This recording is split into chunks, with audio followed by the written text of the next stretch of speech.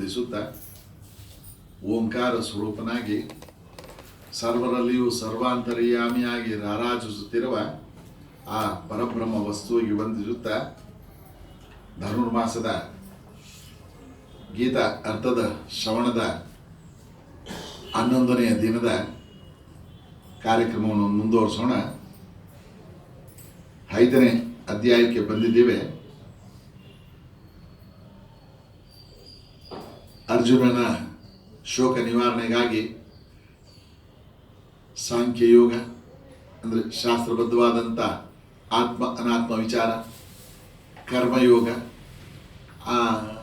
ಇಷ್ಟನ್ನು 2 ಅಧ್ಯಾಯಗಳಲ್ಲಿ ಹೇಳ್ತಾ ಮತ್ತು 3 ಮತ್ತು 4ನೇ ಅಧ್ಯಾಯಗಳಲ್ಲಿ ಕರ್ಮಯೋಗದ ಬಗ್ಗೆನೇ ವಿಶೇಷವಾಗಿ ಹೇಳ್ತಾ ಆ ಕರ್ಮಯೋಗಕ್ಕೆ ಸಂಬಂಧಪಟ್ಟಂತೆ ಜ್ಞಾನವನ್ನು ಅಳವಡಿಸಿ ನಾವು ಕರ್ಮಾಚರಣೆ ಮಾಡೋದು ಹೇಗೆ ಅನ್ನೋ ರೀತಿಯಲ್ಲಿ 4 ಅಧ್ಯಾಯಗಳು ಮುಗಿದಿದ್ದಾವೆ.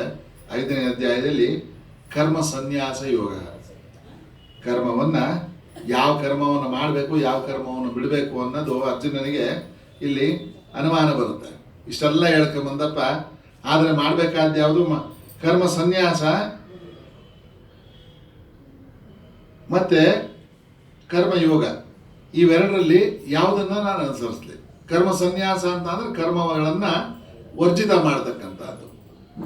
ಕರ್ಮಯೋಗ ಅಂತ ಅಂದರೆ ಕರ್ಮಗಳನ್ನು ಮಾಡ್ತಾ ಮಾಡ್ತಾ ಭಗವಂತ ನಾಮಸ್ಮರಣದಲ್ಲಿ ತೊಡಗಿಸ್ಕೊಂಡು ಕರ್ಮ ಮಾಡ್ತಕ್ಕಂಥದ್ದು. ಇವೆರಡರಲ್ಲಿ ಯಾವುದು ಶ್ರೇಷ್ಠ ಅನ್ನೋದನ್ನ ನನಗೆ ವಿವರಿಸಪ್ಪ ಅಂತ ಇಲ್ಲಿ ಪ್ರಶ್ನೆ ಮಾಡ್ತಾ ಇದ್ದಾರೆ.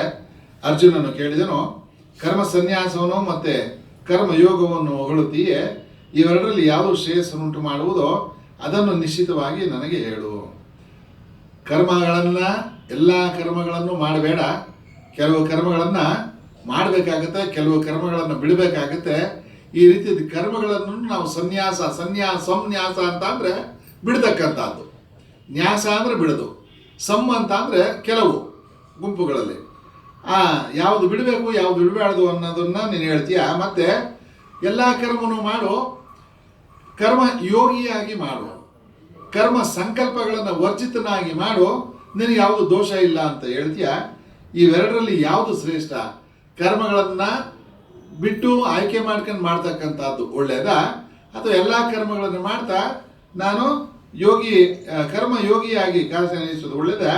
ಇವೆರಡರ ಬಗ್ಗೆ ನನಗೆ ವಿವರಣೆ ಕೊಡುವಂತ ಅರ್ಜುನ ಪ್ರಶ್ನೆ ಮಾಡ್ತಾನೆ. ನಾವು ಸರಿಯಾಗಿ ಯೋಚನೆ ಮಾಡಿದ್ರೆ ಇವೆಲ್ಲ ಅನುಮಾನಗಳು ನಮಗೂ ಬರ್ತವೆ, ಅದರ ವಿವರಣೆ ನಮಗೆ ಕೊಡ್ತಾ ಇದ್ದಾನೆ ಅನ್ನೋ ಭಾವನೆಯಿಂದ ಮುಂದುವರಿಸೋಣ. ಭಗವಂತ ಹೇಳ್ತಾನೆ, ಸನ್ಯಾಸ ಮತ್ತು ಕರ್ಮಯೋಗಗಳು 2 ಮೋಕ್ಷವನ್ನುಂಟು ಮಾಡುವವು. ಒಂದು ಇದ್ ಕಡೆ ಕರ್ಕೊಂಡು ಹೋಗುತ್ತೆ, ಒಂದು ಇದ್ ಕಡೆ ಮಡ್ರಾಸ್ಗೆ ಹೋಗುತ್ತೆ, ಒಂದು ಮೈಸೂರಿಗೆ ಹೋಗುತ್ತೆ ಅಂತ ಹೇಳ್ತಾ ಇಲ್ಲ ಭಗವಂತ. 2 ಒಂದೇ ದಾರಿಗೆ ಕರ್ಕೊಂಡು ಹೋಗುತ್ತೆ, ಮೋಕ್ಷವನ್ನೇ ಕೊಡ್ತಾವೆ 2. ಅವುಗಳಲ್ಲಿ ಕರ್ಮ ಸನ್ಯಾಸಕ್ಕಿಂತ ಕರ್ಮಯೋಗವೇ ಹೆಚ್ಚಿನದು. ಕರ್ಮ ಸನ್ಯಾಸ ಅಂತ ಅಂದ್ರೆ ಕೆಲವು ಕರ್ಮಗಳನ್ನು ಬಿಡೋದು, ಕೆಲವು ಕರ್ಮಗಳು ಮಾಡೋದು, ಈ ತರ ಆಯ್ಕೆ ಮಾಡ್ಕೊಂಡು ಕರ್ಮಗಳನ್ನ ಬಿಡ್ತೀನಿ, ನಾನು ಅದನ್ನ ವರ್ಜಿತ ಮಾಡ್ತೀನಿ ಅನ್ನೋದಕ್ಕಿಂತ ಕರ್ಮ ಯೋಗವೇ ಒಳ್ಳೆಯದು. ಕರ್ಮ ಸನ್ಯಾಸಕ್ಕಿಂತ ಕರ್ಮ ಯೋಗವೇ ಒಳ್ಳೆಯದು. ಕರ್ಮಯೋಗ ಅಂತ ಅಂದ್ರೆ ಕರ್ಮಗಳನ್ನು ಆಚರಣೆ ಮಾಡ್ತಾ ಆ ಭಗವಂತನನ್ನ ಸ್ಮರಣೆ ಮಾಡ್ತಾ ಬಂದ ಫಲಾಫಲಗಳಲ್ಲಿ ತೃಪ್ತಿಯಿಂದ ಇರತಕ್ಕಂಥ ಒಂದು ವ್ಯವಸ್ಥೆನೇ ಕರ್ಮ ಯೋಗ ಅಂತ ಅನ್ಸ್ಕೊಳುತ್ತೆ. ಅದರಲ್ಲಿ ಬಹಳ ಶ್ರೇಷ್ಠ ಅಂತ ಇಲ್ಲಿ ವಿವರಣೆ ಕೊಡ್ತಾ ಇದ್ದಾರೆ. ಮುಂದುವರಿಸ್ತಾ, ಯಾವನು ದ್ವೇಷಿಸುವುದಿಲ್ಲವೋ, ಯಾವನು ಬಯಸುವುದಿಲ್ಲವೋ ಅವನು ನಿತ್ಯ ಸನ್ಯಾಸಿ. ಸನ್ಯಾಸಿಗಳು ಅಂತ ಅಂದ್ರೆ ಯಾರಪ್ಪ ಅಂತ ಅಂದ್ರೆ 2 ಅರ್ಥ ಬರ್ತವೆ, ಒಂದು ಬಾಹ್ಯ, ಒಂದು ಆಂತರಿಕ. ಬಾಹ್ಯ ಅಂತ ಅಂದ್ರೆ ಮೇಲೆ ಒಳಗೆ 2 ಕಡೆ ಸನ್ಯಾಸತ್ವ. ಕಾವಿಗಳನ್ನು ಧರಿಸಿ ಅವರು ಎಲ್ಲ ವೈಟ್ ಡ್ರೆಸ್ಗಳನ್ನ ಹಾಕೊಂಡು ವ್ಯವಹಾರ ಮಾಡ್ತಾ ಇದ್ದಿದ್ದೇನೆ. ಕಾಲಕ್ರಮೇಣ ಒಂದು ಹಂತವಾಗಿ ನಾವು ಆ ಏನು ವ್ಯವಸ್ಥೆಗಳಲ್ಲಿ ನಾವು ತೊಡಗಿಸ್ಕೊಬೇಕು ಅನ್ನೋ ಉದ್ದೇಶದಿಂದ ಕಾವಿದಾರಿಗಳಾಗಿ ಆ ಒಂದು ಅಂತಿಮ ಕ್ಷಣಗಳನ್ನೆಲ್ಲ ಮೆಲುಕು ಹಾಕಿದಂಥ ಸ್ವರೂಪಗಳು ನಮ್ಮ ಮುಂದೆಗಳನ್ನೇ ಇದಾವೆ.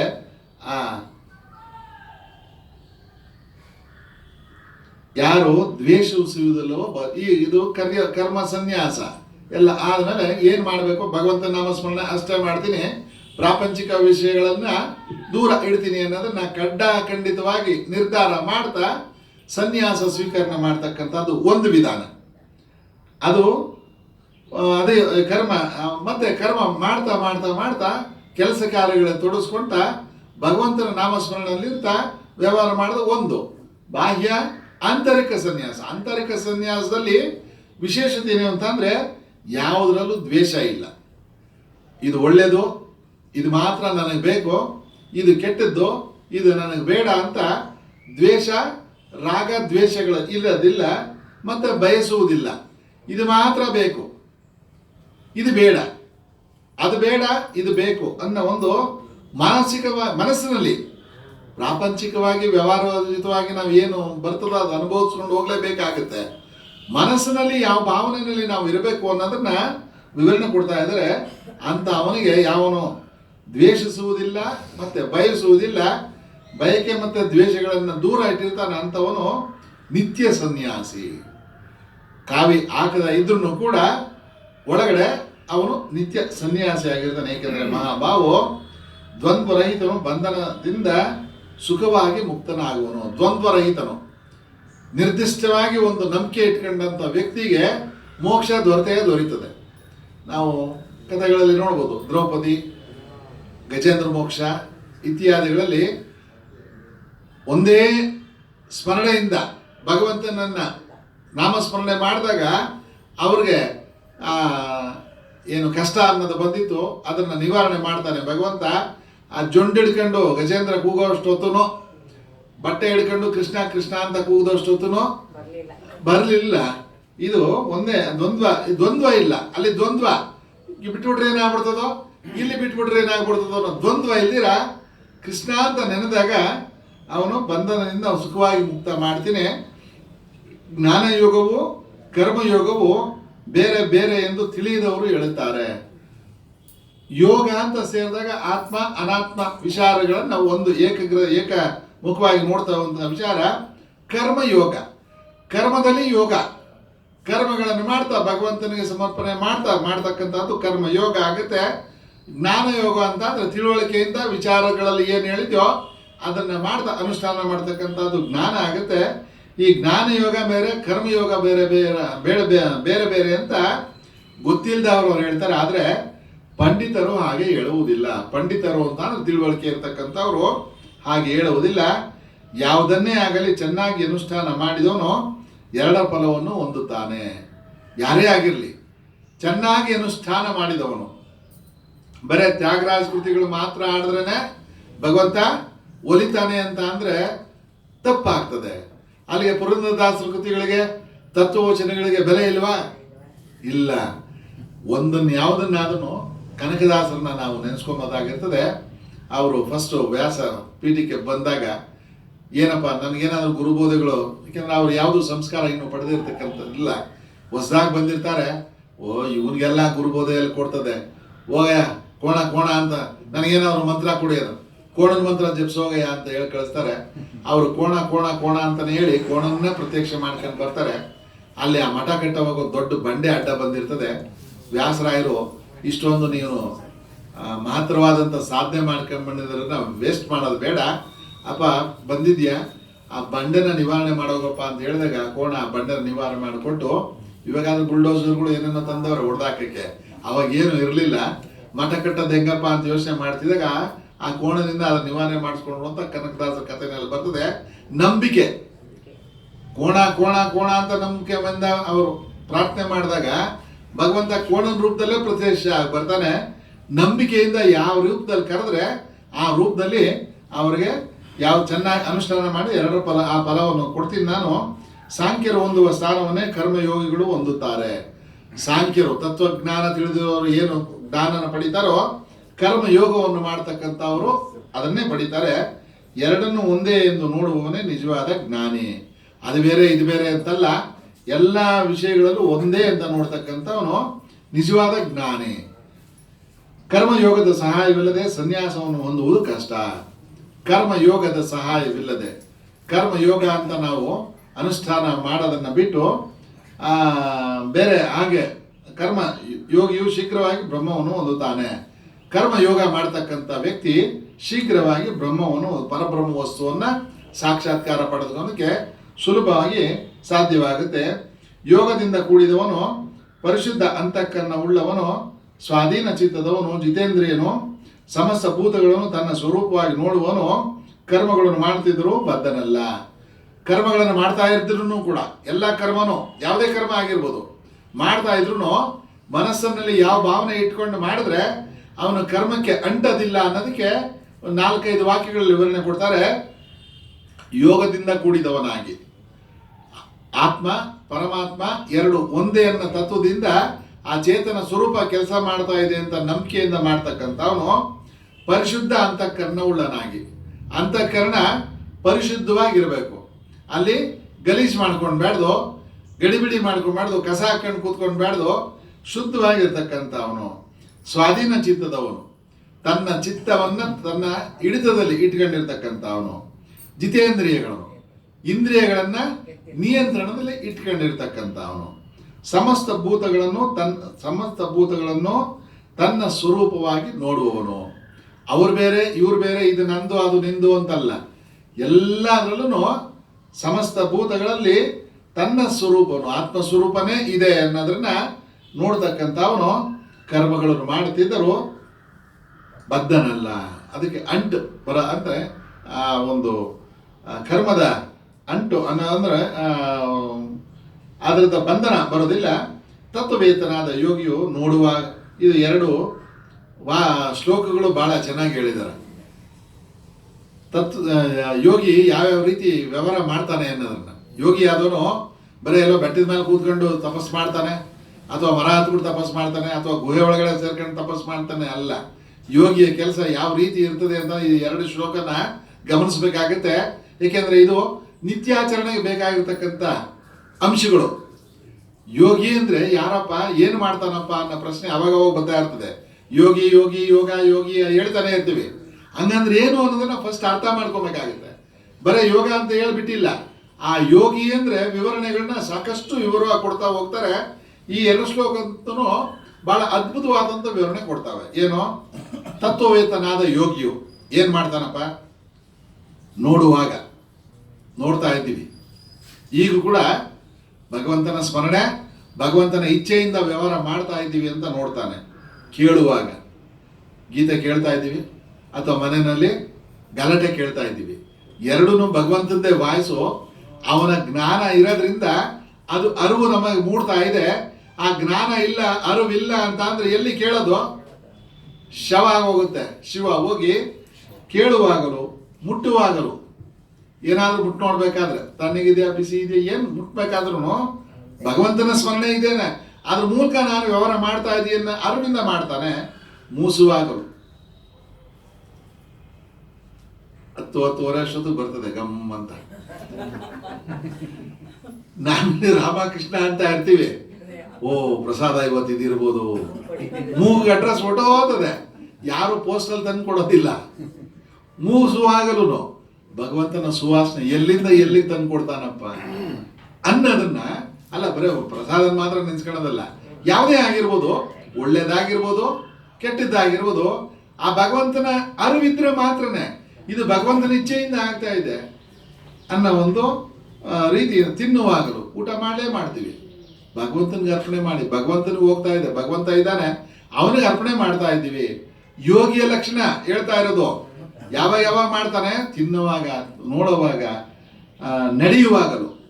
ವಾಕ್ ಮಾಡದಿರೋ ಇರೋಕ್ಕೆ ಆಗೋದೇ ಇಲ್ಲ. ಭಗವಂತನಿಗೆ ಪ್ರದಕ್ಷಿಣೆ ಆಗ್ತಾ ಇದ್ದೀನಿ ಅಂತ ವಾಕ್ ಮಾಡುವಂಥ ಸನ್ನಿವೇಶ. ನಾನು ವಾಕಿಂಗ್ ಹೋಗೋದೇ ಇಲ್ಲ ಸ್ವಾಮಿ, ನಾನು ಕಾಲು ಭಾಳ ತೊಂದರೆ ಇರೋದು, ಮನೆಯಲ್ಲಾದ್ರೂ ಓಡಾಡಲೇಬೇಕಲ್ಲ. 2 ಹೆಜ್ಜೆ ಹಿಡಿದಿರೋ ವ್ಯವಹಾರ, ಅದನ್ನೇ ಭಗವಂತನಿಗೆ ಪ್ರದಕ್ಷಿಣೆ ಅಂತ ಭಾವನೆಯಿಂದ ಮಾಡ್ತಾನೆ. ನಿದ್ರಿಸುವಾಗಲು, ಇನ್ನು ಕೊನೆ ಕಾರ್ಯಕ್ರಮ ದಿನದ್ದು ಮುಕ್ತಾಯ ಸಮಾರಂಭ ಅಂತ ನಿದ್ದೆ ಮಾಡಲೇಬೇಕಾಗಿದೆ. ಭಗವಂತನ ಸ್ಮರಣೆ, ಭಗವಂತನ ನಿದ್ರೆಯಲ್ಲಿ ಯಾವುದೋ ಹುಳ ಬಿಟ್ಕೊಂಡು ಕೊರ್ರ ಅಂತ ನಿದ್ದೆ ಕೆಟ್ಕೊಂಡು ತಲೆ ಕೆಡಿಸ್ಕೊಳ್ಳುವಂಥದ್ದಲ್ಲ, ಭಗವಂತನ ಸ್ಮರಣೆ ಮಾಡ್ತಾ ಇರ್ತಾನೆ. ಉಸಿರು ಬಿಡುವಾಗಲು, ಉಸಿರು ತಗೊಳೋದಂತೂ ಅವಿರತವಾಗಿ ನಡಲೇಬೇಕು. ಅದಿದ್ರೇನೆ ಜೀವ, ಅದಿಲ್ಲ ಅಂದ್ರೆ ಇಲ್ಲ. ಉಸಿರು ಬಿಡೋದು ತಗೊಳೋದು 2 ಅಂಶ ಇದ್ದಾನೆ ಭಗವಂತ. 2 ಅಲ್ಲಿ ಒಂದು ಸ್ಥಾನ ಕೊಟ್ಟಿದ್ದಾನೆ. ಬಿಡಬೇಕಾಗುತ್ತೆ, ತಗೊಬೇಕಾಗುತ್ತೆ. ಅಲ್ಲೇನೇನೆ ಮಹಾತ್ಮರು ಹೇಳ್ತಿದ್ದು, ಎಲ್ಲೋ ಕೂತ್ಕೊಂಡು ತಪಸ್ ಮಾಡ್ತೀನಿ, ಗುರುಗಳ ಧ್ಯಾನ ಮಾಡ್ತೀನಿ ಅಂತಲ್ಲ. ಅಲ್ಲೇ ನಿನ್ನ ಮಂತ್ರವನ್ನು ಸಿಗಾಕ್ಸೋ.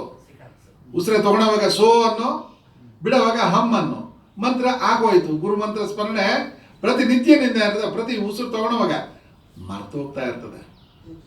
ಅನ್ಕೊಂತೀವಿ ಏನೋ ಯೋಚನೆ ಬಂದಾಗ ಪಟ್ಟಂತ ಯಾವಾಗ ಜ್ಞಾಪಕ ಬಂದಾಗ ನಾನು ಹೇಳಿದ್ದೇನು ನೀನು ಮಾಡ್ತಾ ಇರೋದೇನೋ ಅವಾಗ ತಗಲಾಗ್ತಾ ಇರಬೇಕು. ಅದು ನೆನೀತಾ ಇರ್ತದೆ. ಇದನ್ನ ಯೋಗಿ ಮಾಡ್ತಾ ಇರ್ತಾರೆ. ಇಲ್ದ ಇರೋನು ಸುಮ್ಮನೆ ಗೊರಕೆ ಹೊಡ್ಕೊಂಡು ಬರ ನಿದ್ದೆ ಮಾಡಿದಂಥ ಕಾರ್ಯಕ್ರಮಗಳು ನಡೀತಾ ಇರ್ತದೆ. ಮಾತನಾಡುವಾಗ ಮಾತಾಡಲೇಬೇಕಾಗುತ್ತೆ. ಒಳ್ಳೆ ಮಾತುಗಳು ಬಂದರೆ ಮಾತಾಡೋದು ಭಗವಂತನ ಇಚ್ಛೆಯಿಂದ ಮಾತಾಡ್ತಾ ಇದ್ದೀನಿ, ಭಗವಂತನಿಗೋಸ್ಕರ ಮಾತಾಡ್ತಾ ಇದ್ದೀನಿ. ಎದುರುಗಡೆ ಇರೋಂಥವ್ರು ಭಗವಂತನ ಸ್ವರೂಪನೇ ಅಂದಾಗ ಭಾವನೆನೇ ಚೇಂಜ್ ಆಗುತ್ತೆ. ಇವನಿಗೆ ಇದಕ್ಕೆ ಆಚಾರ ಇವತ್ತು ಯಾವುದೋ ಸೀರಿಯಲಲ್ಲಿ ನೋಡಿದ್ವಲ್ಲ, ನಿನಗೈತೆ ಇವತ್ತು ಗಾಚಾರ ಅಂತ ಹೇಳಿ ಶುರು ಮಾಡಿದ್ದು ಗ್ರಾಚಾರ ಕೆಟ್ಟೆ ಹೋಗಿ ಆ ಕಾರ್ಯಕ್ರಮನೇ ಅವ್ಯವಸ್ಥೆ ಆಗುವಂಥದ್ದು. ಮನಸ್ಸಿನ ಭಾವನೆ ಮಾತಾಡೋವು ಕೂಡ ಶುದ್ಧವಾಗಿರ್ಬೇಕು. ಮನಸ್ಸು ಬೆಳಗ್ಗೆನೇ ಎಪ್ಪಾಕೊಂಡು ಕೆಡಿಸ್ಕೊಂಡು ಕೂತ್ಕೊಂಡು ಅಂತಂದ್ರೆ ಮಾತುಗಳೆಲ್ಲ ಗಲೀಜಾಗ್ತಾ ಇರ್ತದೆ. ಅದು ಆಪೋಸಿಟ್ ಪಾರ್ಟಿ ವಿರುದ್ಧವಾಗಿ ನಮ್ಮ ಎದುರುಗಡೆ ಇರ್ತಕ್ಕಂಥ ವ್ಯಕ್ತಿಯಲ್ಲಿ ನಾವು ಭಗವಂತನ ನೋಡದೇ ಇದ್ದಾಗ ಎಲ್ಲ ಉಲ್ಟಾ ಆಗುತ್ತೆ. ಅಲ್ಲೂ ಭಗವಂತನ ನೋಡ್ತಾನೆ. ಮಲಮೂತ್ರ ವಿಸರ್ಜಿಸುವಾಗ ಇವೆಲ್ಲ ಬಹಳ ಕನಿಷ್ಠವಾದಂಥ ಕಾರ್ಯ ಅಂತ ಭಾವನೆ ಮಾಡ್ತೀವಿ. ಅಲ್ಲೂ ಏನು ಹೊರತಲ್ಲ. ಅಲ್ಲೂ ಭಗವಂತನ ಸ್ಮರಣೆ ಮಾಡುವಂಥ ಕಾರ್ಯಕ್ರಮದಲ್ಲಿ ಅನ್ಯಾಯ ಇಲ್ಲ. ಅದು ಕೂಡ ಲೆಕ್ಕಾಚಾರವಾಗಿ ಮಾಡ್ತಾ ಇರ್ತಾನೆ. ಉಸಿರು ತೆಗೆದುಕೊಳ್ಳುವಾಗ, ಕಣ್ಣು ತೆಗೆಯುವಾಗ, ಮುಚ್ಚುವಾಗ ಇಂದ್ರಿಯಗಳು ತಮ್ಮ ತಮ್ಮ ವಿಷಯಗಳಲ್ಲಿ ವರ್ತಿಸುತ್ತವೆ ಎಂದು ನಿಶ್ಚಯಿಸಿ ತಾನನ್ನು ಏನನ್ನು ಮಾಡುತ್ತಿಲ್ಲವೆಂದು ತಿಳಿದಿರ್ತಾನೆ. ವಿವರಣೆಗಳು ಜಾಸ್ತಿ ಇದೆ, ಸಾಕಷ್ಟು ನೋಡ್ತಾ ಇರ್ತೀವಿ. ಒಂದೆರಡು ವಿವರಣೆ ತಗೊಂಡಿದ್ದೀವಿ, ಸಮಯದ ಅಭಾವದಿಂದ ಮುಂದೆ ಹೋಗೋಣ. ಯಾರು ಈಶ್ವರಾರ್ಪಣ ಬುದ್ಧಿಯಿಂದ ಅಂದ್ರೆ ಒಟ್ಟಾರೆಯಾಗಿ ಅವನ ಕರ್ಮಗಳು ಭಗವಂತನಿಗೆ ಅರ್ಪಿತವಾಗಲಿ ಅಂತ ಮಾಡ್ತಾ ಇರ್ತಾನೆ. ಯಾರು ಈಶ್ವರಾರ್ಪಣ ಬುದ್ಧಿಯಿಂದ ಕರ್ಮ ಮಾಡುತ್ತಾರೋ, ಈಶ್ವರ ಅರ್ಪಣೆ, ಸ್ವಾರ್ಪಣೆ ಇಲ್ಲ ಮಕ್ಕಳಿಗೆ ಅರ್ಪಣೆ ಇಲ್ಲ ಇದು ಮಗಳಿಗೆ ಅರ್ಪಣೆ ಅಂತ ಮಾಡುವಂಥದ್ದಲ್ಲ. ಈಶ್ವರ ಅರ್ಪಣೆಯಿಂದ ಯಾರಿಗಾದ್ರೂ ಒಬ್ರಿಗೆ ಅರ್ಪಣೆ ಮಾಡಲೇಬೇಕಲ್ಲ. ನಾವು ಏನೇ ಸಂಬಳ ತಗೊಂಬಂದು ಒಬ್ಬನೇ ಕಡ್ಕೊಂಡು ಕೂತ್ಕೊಂಡು ತಿನ್ನಕ್ಕಾಗತ್ತಾ?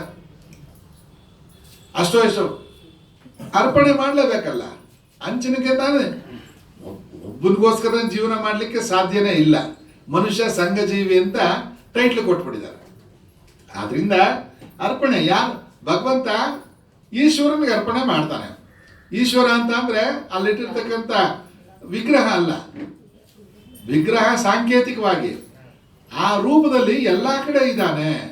ಪರಮಾತ್ಮನ ಸ್ವರೂಪದಲ್ಲೇ ಇದ್ದಾನೆ. ಬರೀ ಮನುಷ್ಯ ರೂಪದಲ್ಲಿ ಮಾತ್ರ ಅಂತಲ್ಲ, ಪ್ರಾಣಿಗಳಲ್ಲಿ, ಗಿಡಗಳಲ್ಲಿ, ಮರಗಳಲ್ಲಿ, ಹುಲ್ಲು, ನಾರು, ಬೇರು ಎಲ್ಲ ಕಡೆ ಭಗವಂತನೇ ತುಂಬಿದ್ದಾನೆ ಅನ್ನೋ ದೃಷ್ಟಿಯಿಂದ ಈಶ್ವರಾರ್ಪಣ ಬುದ್ಧಿಯಿಂದ ಕರ್ಮ ಮಾಡುತ್ತಾನೆ. ಅವರನ್ನು ಕಮಲದ ಎಲೆಯು ನೀರು ಮುಟ್ಟದಂತೆ ಪಾಪವು ಅಂಟುವುದಿಲ್ಲ. ಕಮಲದ ಎಲೆಯನ್ನ ಒಂದು 3-4 ಬಾರಿ ಉದಾಹರಣೆಯಲ್ಲೇ ಕೊಡ್ತಾರೆ. ಕಮಲದ ಎಲೆಯೇ ತಗೊಂಡಿದ್ದಾರೆ ವ್ಯಾಸ ಮಹರ್ಷಿಗಳು. ಬೇರೆ ಎಷ್ಟು ಹೂವು ಇದಾವಲ್ಲ, ಹೂಗಳ ಲೆಕ್ಕನೇ ಇಲ್ಲ. ಯಾವುದು ಬಿಡಿದ್ರೆ ಕಮಲದ ಎಲೆಯನ್ನ ತಗೊಂಡಿದ್ದಾರೆ. ಯಾಕೆ ಅಂತ ಅಂದ್ರೆ ಕಮಲದ ಎಲೆ ತಾವರೆ ಹೂವು, ಅದರ ಒಂದು ಶ್ರೇಷ್ಠತೆ ಇದೆ. ಅದು ಹುಟ್ಟು ಎಲ್ಲಿ ಅಂತ ಅಂದ್ರೆ ಕೆಸರಿನಲ್ಲಿ. ಕೆಸರು ಜೊಂಡು ಕೆಸರಲ್ಲಿ ಹುಟ್ಟುತ್ತದೆ. ಸೇರದಲ್ಲಿ ಅಂತ ಅಂದ್ರೆ ಲಕ್ಷ್ಮಿಯ ಪಾದ, ದೇವರ ಪಾದ ಸನ್ನಿಧಿ ಸೇರ್ತದೆ. ಹುಟ್ಟದು ಈಗ ಅದು ಯಾವ ರೀತಿ ಅಳವಡಿಸಿದ್ದಾರೆ ಅಂತ ಅಂದ್ರೆ ನಮ್ಮ ವ್ಯವಸ್ಥೆಗಳು ನಮ್ಮ ವ್ಯವಸ್ಥೆಗಳು ಕೆಸರಿನಲ್ಲಿ ಹುಟ್ಟಿದಂತ ತಾವರೆ ಹೂವಿನ ರೀತಿ ಎಲ್ಲೋ ಬಂದಿದ್ದೀವಿ. ಯಾವುದೋ ವಿದ್ಯಾಭ್ಯಾಸ ಮಾಡಿರ್ತೀವಿ, ವಿದ್ಯಾಭ್ಯಾಸ ಮಾಡೇ ಇರೋದಿಲ್ಲ. ನಾನು ಏನು ಕಲ್ತಿಲ್ಲ, ಏನು ಮಾಡಿಲ್ಲ, ನನಗೆ ಅರ್ಹತೆ ಇಲ್ಲ, ಇದಲ್ಲ ಕಮಲದ ಹೂವಿನ ದೃಷ್ಟಿ. ನಾನು ಒಂದು ಹೂವಾಗಿ ಅರಳಿದ್ದೀನಿ. ನನ್ನ ದೃಷ್ಟಿ ಭಗವಂತನನ್ನು ಸೇರಬೇಕು. ಅವಕಾಶಗಳು ಆಶ್ರಮ ಇದೆ. 4 ಒಳ್ಳೆ ಮಾತು ಹೇಳ್ತಾರೆ. ಒಳ್ಳೆ ಮಾತು ಕೇಳಿಸ್ಕೊಳ್ಲಿಕ್ಕೆ ಭಗವಂತ ಇನ್ನು ಕಿವಿನಲ್ಲಿ ಶ್ರವಣ ಶಕ್ತಿ ಕೊಟ್ಟಿದ್ದಾನೆ. ಅವು ಬರ್ತಾ ವೀಕ್ ಆಗ್ತಾ ಇರ್ತವೆ. ಟೆಸ್ಟ್ ಮಾಡಿಸಿದ್ರೆ ಗೊತ್ತಾಗುತ್ತೆ. ಎಷ್ಟೋ ಜನಕ್ಕೆ ಒಂದು ಕಣ್ಣು ಕಾಣಿಸ್ತಾನೆ ಇರೋದಿಲ್ಲ, ಒಂದು ಕಿವಿ ಕೇಳಿಸ್ತಾನೆ ಇರೋದಿಲ್ಲ, ಗೊತ್ತೇ ಇರೋದಿಲ್ಲ. ಡಾಕ್ಟರ್ ಹತ್ರ ಹೋಗಿ ನೋಡಿದಾಗೇನೆ ಗೊತ್ತಾಗೋದು ಈ ಪಾರ್ಟ್ ವೀಕ್ ಇದೆ ಅಂದಾಗ ಅವಾಗ ಗೊತ್ತಾಗೋದು. ಅದುವರೆಗೂ ಜೀವನ ಯಥಾ ಪ್ರಕಾರ ನಡೀತಾ ಇರ್ತದೆ. ಇಷ್ಟ ಅಟ್ಲೀಸ್ಟ್ ಕೇಳಿಸ್ಕೊಳಕ್ಕಾದ್ರೆ ಅವಕಾಶ ಕೊಟ್ಟವನಲ್ಲ ಅಂತ ಪ್ರತಿಯೊಂದರಲ್ಲೂ ಭಗವಂತನ ನೋಡ್ತಾ ವ್ಯವಹಾರ ಮಾಡ್ತಾನೆ. ದೇಹದಿಂದಲೂ, ಮನಸ್ಸಿನಿಂದಲೂ, ಬುದ್ಧಿಯಿಂದಲೂ, ಕೇವಲ ಇಂದ್ರಿಯಗಳಿಂದಲೂ ಯೋಗಿಗಳು ಆಸಕ್ತಿಯನ್ನು ಬಿಟ್ಟು ಚಿತ್ತಶುದ್ಧಿಗಾಗಿ ಕರ್ಮ ಮಾಡುತ್ತಾರೆ. ಮನಸ್ಸು ಶುದ್ಧ ಮಾಡ್ಕೊಂಡು ಏನೇ ಮಾಡಲಿ, ಅರ್ಚನೆ ಅಭಿಷೇಕಗಳು ಈಶ್ವರನ ಮುಂದೆ ಕೂತ್ಕೊಂಡು ಮಾಡಿದ್ರೆ ಅಲ್ಲ. ಎಲ್ಲಿ ನೀನು ತೊಳಿತಾ ಇರ್ತೆ ಪಾತ್ರೆಗಳನ್ನು ತೊಳೆಯುವಾಗ ಅದೇ ಅಭಿಷೇಕ. ಎಲ್ಲಿ ನೀನು ಭಗವಂತನಿಗೆ ಅರ್ಪಣೆ ಮಾಡುವಾಗ ಭಗವಂತನ ಅರ್ಪಣೆ, ಈಶ್ವರ ಅರ್ಪಣ ಮಸ್ತು ಅನ್ನೋ ದೃಷ್ಟಿಯಿಂದ ಮಾಡ್ತಾ ಇರ್ತಾನೆ. ಯೋಗಿಯು ಫಲಾಸಕ್ತಿ ರಹಿತವಾಗಿ ಕರ್ಮ ಮಾಡಿ ಶಾಂತಿಯನ್ನು ಪಡೆಯುತ್ತಾನೆ. ಫಲ ಆಸಕ್ತಿ ರಹಿತನಾಗಿ, ಫಲದಲ್ಲೇ ಆಸೆಯನ್ನ ಬಿಟ್ಟು, ಅಂದ್ರೆ ಏನು ಗುರಿನೇ ಬೇಡವಾ, ಬೇಕು ವ್ಯವಹಾರ. ಒಟ್ಟಿನ ತಿಂಡಿ ಮಾಡಲಿಕ್ಕೆ ಅಂತ ಅಡಿಗೆ ಮನೆಗೆ ಹೋಗ್ತೀವಿ, ಏನು ಮಾಡಲೇಬೇಕು ಅನ್ನೋದೊಂದು ಗುರಿ ಬೇಕಲ್ವಾ. 10 ಐಟಮ್ ಇಳಿದಾವೆ ಮಾಡೋದಕ್ಕೆ, ವ್ಯವಸ್ಥೆಗಳು 10 ಇದಾವೆ. ಎಲ್ಲ ನಾನು ಕೂತ್ಕೊಂಡು ಯೋಚನೆ ಮಾಡ್ತಾ ಕೂತ್ಕೊಂಡ್ರೆ ಏನೂ ಆಗೋದಿಲ್ಲ. ಉಪ್ಪಿಟ್ಟು ಮಾಡಬೇಕು ಅಂತ ತೀರ್ಮಾನ ಮಾಡಿದ್ಮೇಲೆ ಅದು ಗುರಿ, ಅದಕ್ಕೆ ತಕ್ಕಂತೆ ಸಲಕರಣೆಗಳು ಹೊಂಚ್ಕೊಳತಕ್ಕಂಥದ್ದು, ಅದು ನಮ್ಮ ದಾರಿ ಕರ್ಮಗಳು. ಇದು ಇರಲೇಬೇಕು, ಅದು ಇಲ್ದಿರೋ ಕೆಲಸ ಉಪ್ಪಿಟ್ಟು ಆಗೋದಿಲ್ಲ. ಗುರಿ ಬೇಕು, ಆದರೆ ಉಪ್ಪಿಟ್ಟು ಚೆನ್ನಾಗೇ ಆಗಬೇಕು. ಅದನ್ನ ಎಲ್ಲರೂ ಹೊಗಳ್ಕೊಂಡು ಬೇಷ್ ಅಂತಾನೆ ತಿನ್ನಬೇಕು ಅನ್ನೋ ಉದ್ದೇಶ ಇಟ್ಕೊಂಡ್ಬೇಡ. ಆಗತಕ್ಕಂಥದ್ದು ಫಲಾಫಲಗಳು ಭಗವಂತನಿಚ್ಛೆ. 3 ಸರಿ ಇದ್ದು ಯಾಕೋ ಕೋಪ ಜಾಸ್ತಿ ಬಂದಂಗಂದ್ರೆ ಖಾರ ಹೊರಪಿಬ್ರ ಹೊಡಿತಾ ಇದೆ ಅನ್ನೋ ಪ್ರಶ್ನೆಗಳು ಕೇಳ್ತಾ ಇರ್ತೀವಿ. ಭಾವನೆಗಳ ಮೂಲಕನೇ ಮನಸ್ಸಿನ ಭಾವನೆಗಳೆಲ್ಲ ಅಲ್ಲಿ ಸೇರ್ತವೆ ಅಂತ ಹೇಳ್ತಾರೆ. ಹೆಣ್ಮಕ್ಳಿಗೆ ಅಥವಾ ಗರ್ಭಿಣಿ ಸ್ತ್ರೀಯರಿಗೆ ಮನಸ್ಸು ಶುದ್ಧವಾಗಿ ಇಟ್ಕೊಳ್ಳಿ. ಯಾಕೆ ಅಂತ ಅಂದ್ರೆ ಪರಿಣಾಮ ಮಕ್ಕಳ ಮೇಲೂ ಬೀರುತ್ತೆ, ಅಡಿಗೆ ಮೇಲೂ ಬೀರುತ್ತೆ. ಶುದ್ಧವಾದ ಮನಸ್ಸಿಂದ ಮಾಡಿ ಅನ್ನೋದು ಶಾಸ್ತ್ರಗಳು ಹೇಳ್ತವೆ. ಇವನು ಫಲಾಸಕ್ತ ರಹಿತವಾಗಿ ಕಾರ್ಯಗಳನ್ನು ಮಾಡ್ತಾನೆ. ಯೋಗಿ ಅಲ್ಲದವನು ಕಾಮ ಪ್ರೇರಣೆಯಿಂದ ಫಲಾಸಕ್ತಿಯಿಂದ ಬಂಧಿಸಲ್ಪಡುತ್ತಾನೆ. ಈ ಯೋಗಿ ಅಲ್ಲದೆ ಇರ್ತಕ್ಕಂಥವನು ಕಾಮ ಈ ಲೆಕ್ಕಾಚಾರಗಳು ಹಾಕೊಂಡು ಲೆಕ್ಕಾಚಾರ ಎಲ್ಲ ಕ್ಲಿಕ್ ಆಯಿತು, ಅದು ಚೆನ್ನಾಗಿ ಅವನ ಪ್ರಕಾರನೇ ಆಯಿತು ಅಂತ ಅಂದ್ರೆ ಖುಷಿ ಪಡ್ತಾನೆ. ಇಲ್ಲ ಅಂದ್ರೆ ಬಂಧಿಸಲ್ಪಡುತ್ತಾನೆ, ಬಂಧನಕ್ಕೆ ಒಳಗಾಗ್ತಾನೆ. ಸಂಯಮಿ ಆದವನು ಸರ್ವ ಕರ್ಮಗಳನ್ನು ಮನಸ್ಸಿನ ತ್ಯಾಗ ಮಾಡಿ ನವದ್ವಾರಗಳ ಪುರದಲ್ಲಿ ಏನನ್ನೂ ಮಾಡದೆ ಸುಖವಾಗಿ ಇರುತ್ತಾನೆ. ರಮಣ ಮಹರ್ಷಿಗಳ ವಾಕ್ಯ, ಮತ್ತೆ DVG ಅವರ ವಾಕ್ಯ. ಮನಸ್ಸಿನಲ್ಲಿ 2 ಕೋಣೆಗಳನ್ನು ಮಾಡು. ಒಂದರಲ್ಲಿ ವ್ಯವಹಾರ ಮಾಡು, ಪ್ರಾಪಂಚಿಕ ವ್ಯವಹಾರ ಮಾಡು. ಇನ್ನೊಂದು ಕೋಣೆಯಲ್ಲಿ ನೀನು ವಿಶ್ರಾಂತಿಯಿಂದ ಆರಾಮಾಗಿ ನಿಶ್ಚಿಂತೆಯಿಂದ ಇರೋ, ಅಂಟದಂಗೆ ಇರೋ ಅಂತ ಹೇಳೋ ರೀತಿಯಲ್ಲಿ ಯೋಗಿ ಇರ್ತಾನೆ ಅಂತ ಹೇಳ್ತಾ ಇದ್ರೆ, ಪ್ರಭು ಕರ್ಮಗಳನ್ನಾಗಲಿ ಕರ್ತೃತ್ವವನ್ನಾಗಲಿ ಕರ್ಮ ಫಲದ ಸಂಬಂಧವನ್ನಾಗಲಿ ಸೃಷ್ಟಿಸಿರುವುದಿಲ್ಲ.